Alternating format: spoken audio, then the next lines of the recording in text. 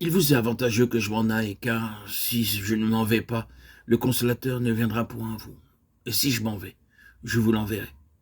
C'est lui qui me glorifiera parce qu'il prendra de ce qui est à moi et qu'il vous l'annoncera. Jean 16, 7, 14. L'Écriture nous dit que le Fils de l'homme est glorifié de deux manières. Par le Père dans le ciel, par l'Esprit sur la terre. En Dieu lui-même là-haut, en nous, ici-bas. Quand Jésus nous parle de sa glorification dans le ciel, il nous dit, si Dieu a été glorifié en lui, Dieu aussi le glorifiera en lui-même. Et il le glorifiera bientôt. Jean 13, 32. Et dans la prière sacerdotale, Père, l'heure est venue, glorifie ton Fils. Et maintenant, toi, Père, glorifie-moi auprès de toi-même. Jean 17, 2, 5. Quand il nous parle de sa glorification sur la terre, il nous dit, l'Esprit me glorifiera. Je suis glorifié en eux. Jean 17, 10. Glorifier un objet, c'est en révéler la valeur, l'excellence cachée. Jésus, le Fils de l'homme, fut glorifié lorsque sa nature humaine fut admise à participer de la puissance et de la gloire où Dieu habite.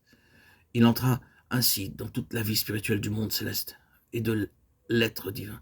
Et alors, tous les anges l'adorèrent, lui, l'agneau sur le trône. L'esprit humain ne peut pas concevoir, saisir dans sa réalité cette gloire spirituelle et divine de Christ.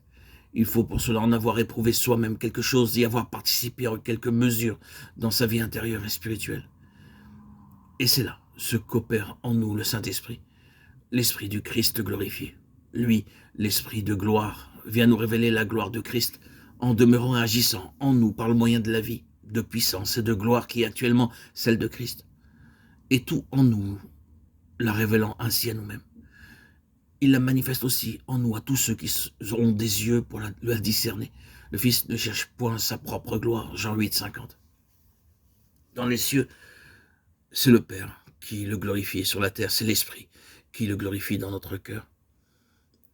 Pour que l'Esprit pût ainsi glorifier Christ, il fallait d'abord que Christ quittât ses disciples.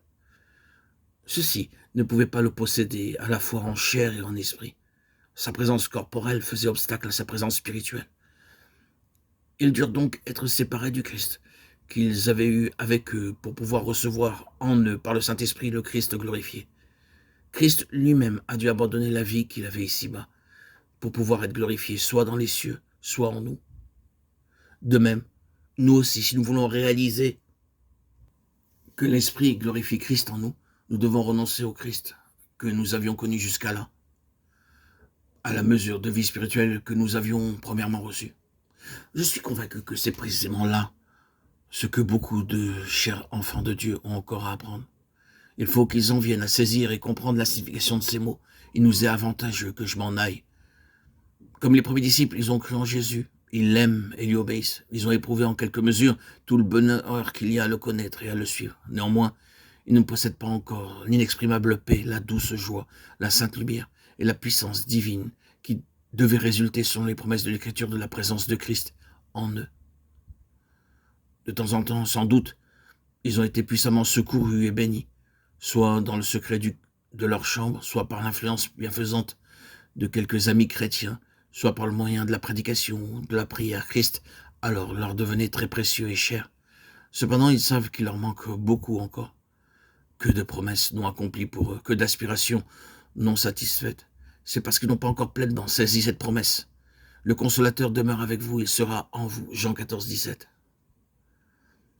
C'est lui qui me glorifiera.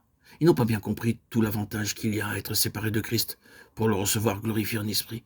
Ils n'ont pas encore pu dire « Oh, si nous avions connu Christ selon la chair, nous le connaissons plus de cette manière. » 2 Corinthiens 5, 16.